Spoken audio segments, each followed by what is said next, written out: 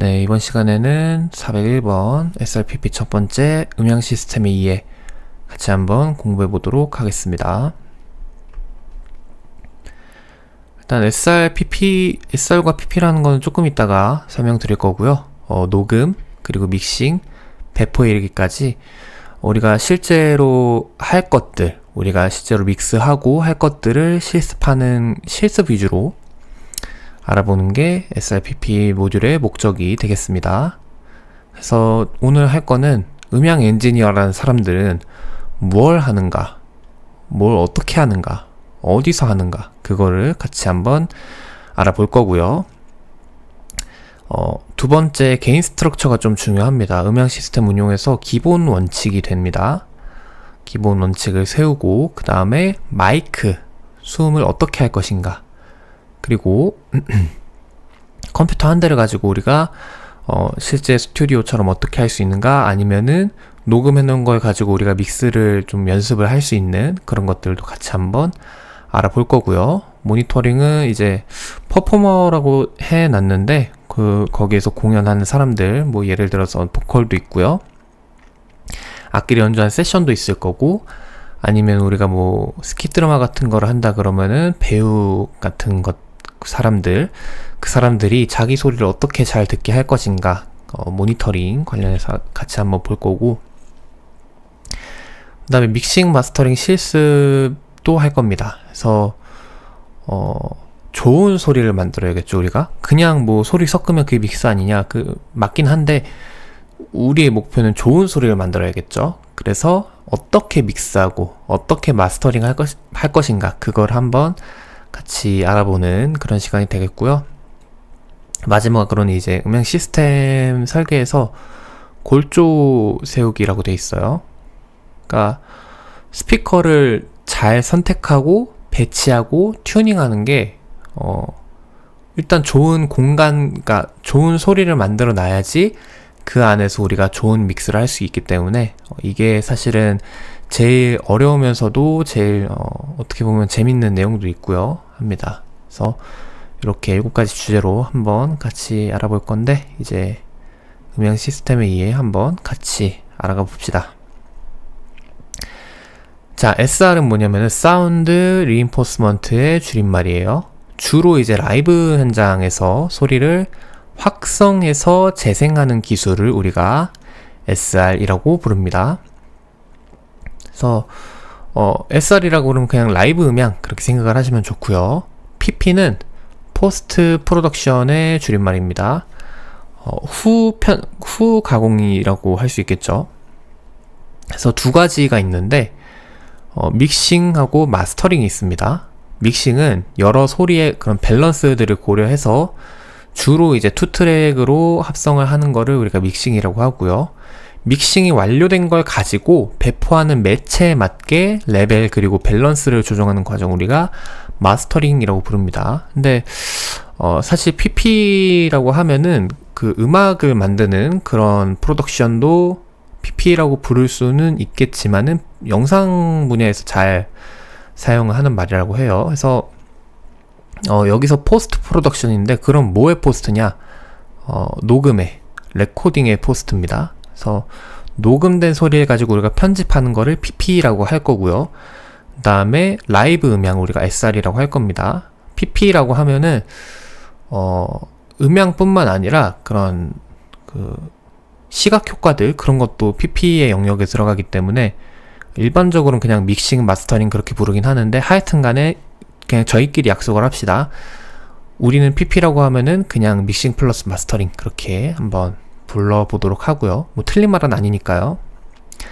그래서 조금 이제 잘 사용을 하는 말이지만 살짝 애매한 게 PA입니다. 이거는 Public Address라는 말의 줄임말인데, 불특정 다수를 대상으로 하는 음향 기술을 우리가 PA라고 합니다. 그러니까 전관 방송 있잖아요.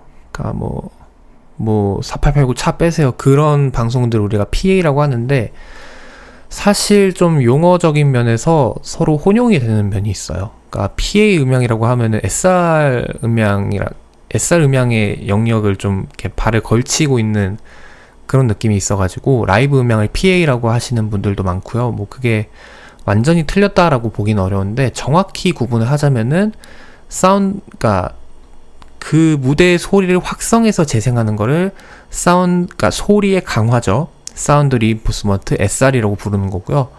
퍼블릭 어드레스는 어디에 초점이 맞춰져 있냐면 불특정 다수에 초점이 맞춰져 있어요. 그래서 정확히는 전관 방송 같은 거를 PA라고 하는 게 맞고, 그 다음에 라이브 음향은 SR이라고 하는 게 조금 더 적절하지 않을까라고 생각을 합니다. 그 다음에 레코딩은 뭐냐면 소리를 매체, 미디어에 기록하는 기술이래요.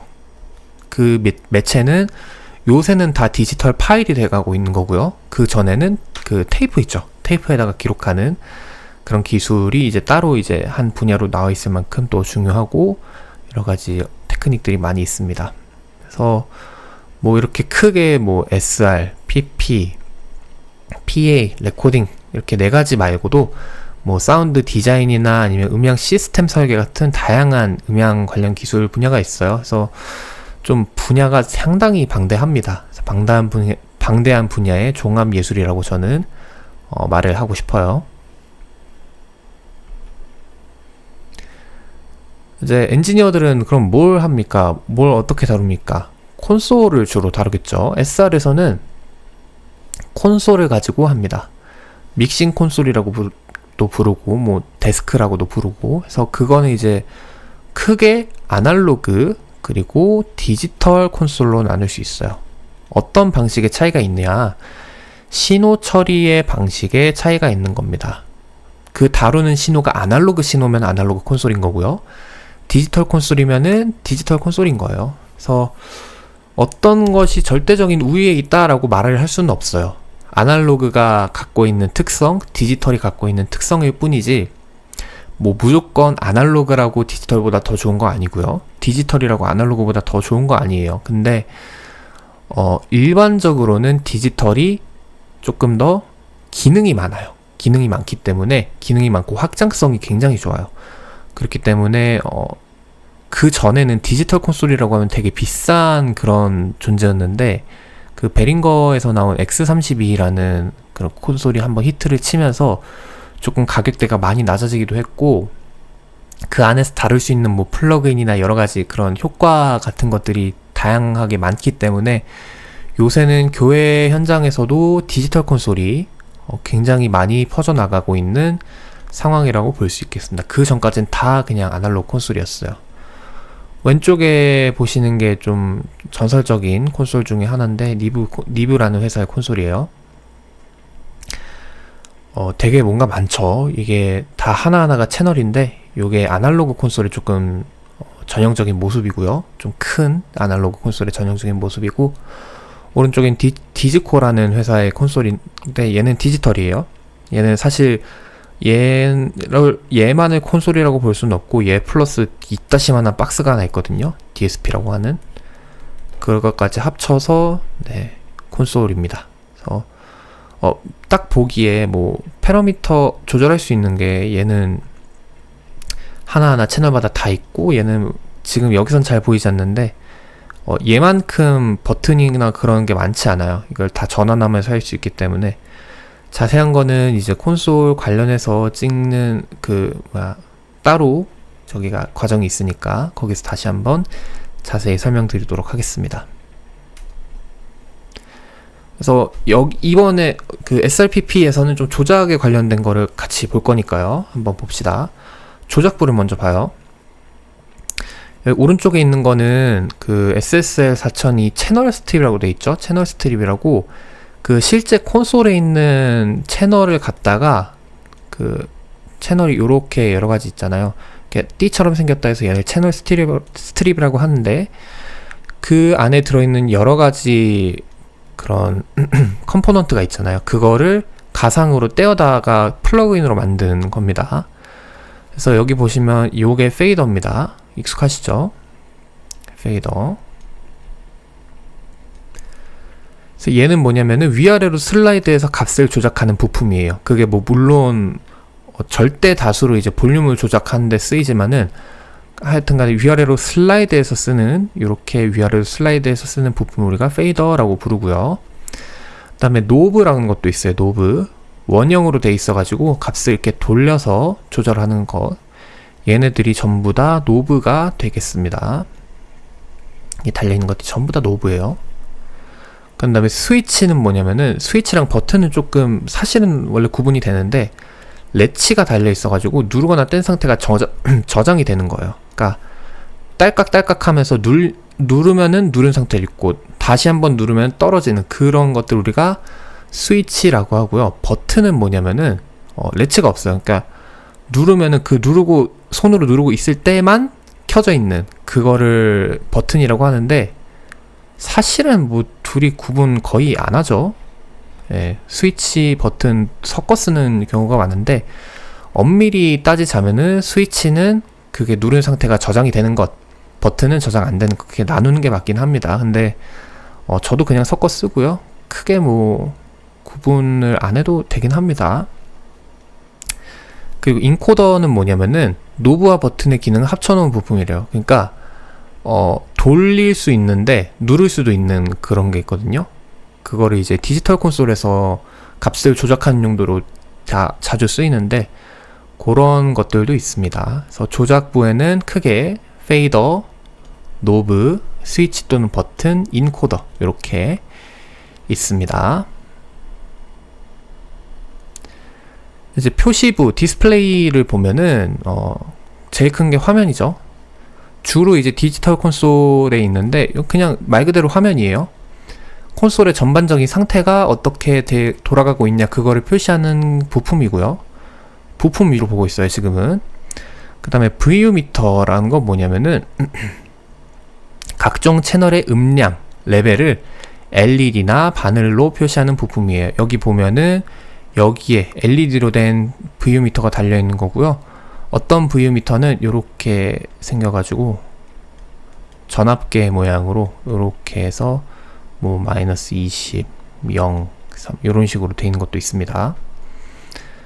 LED 인디케이터라고 되어 있는데 패러미터가 적용되었는가를 LED의 켜짐과 꺼짐으로 표시하는 부품도 있대요.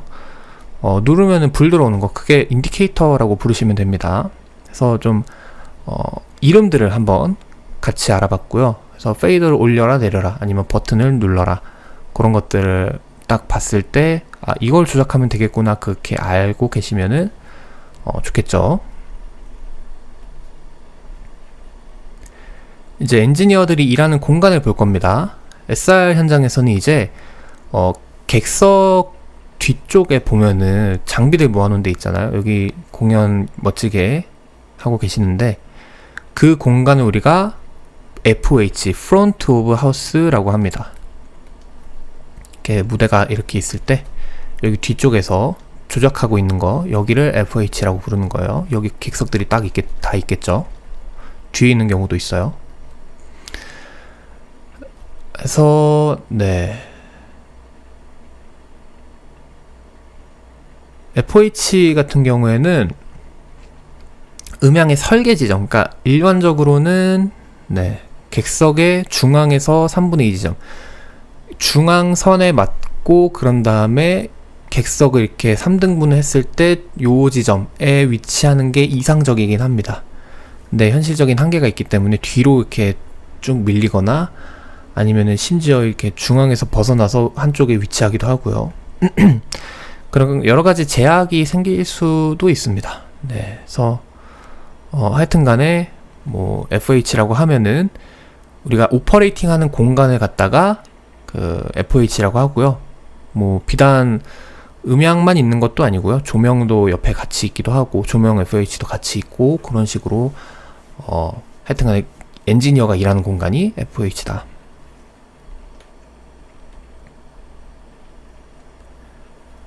근데 이제 컨트롤룸이란 게 있어요.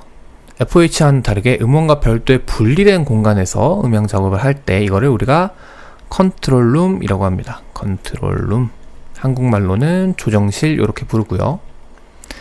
근데 SR 현장에서는 그 벽을 끼고 뭔가를 하는 경우는 잘 없고 방송국에서 이제 녹음할 때 그런 데서 좀 자주 볼 수 있죠. 여기 아래 보면 여기가 그 에비로드 스튜디오라고 비틀즈의 곡들이 여기서 탄생을 한 거예요. 그래서 보면은 여기 안에 유리창으로 돼 있는데 여기서 사람이 서서 뭐 노래도 부르고 기타도 치고 하는 거고요. 여기 컨트롤룸에서 엔지니어가 딱 들으면서 녹음도 하고 믹싱도 하고 그런 공간이라고 볼 수 있겠습니다. 그래서 아까도 말했듯이 뭐 FH나 컨트롤룸이 음향에서만 그런 일컫는 말이 아니고 조명, 뭐 특수효과, 영상 다양한 무대 기술자가 일하는 공간이라고 할 수 있습니다. 그래서 FH와 컨트롤룸을 구분하는 기준은 뭐예요? 음원과 내가 분리가 돼 있는가, 그거를 중심으로 보시면 헷갈리지 않으실 겁니다. 그래서 네, 여기까지 음향 시스템의 이해에 관해서 같이 한번 알아봤고요. 예제 한번 보시면 좋을 것 같고, 네, 음향 기술에 관해서 이제 본격적으로 이 모듈에서 배워갈 건데 오늘은 좀 용어에 관한 거를 살펴봤고요. 다음 시간부터는 좀 실제로 우리가 믹스를 할 때 어떻게 할 것인가 라는 것에 초점을 맞춰서 할 테니까요. 같이 한번 즐겁게 해봤으면 좋겠습니다. 오늘도 수고 많으셨습니다.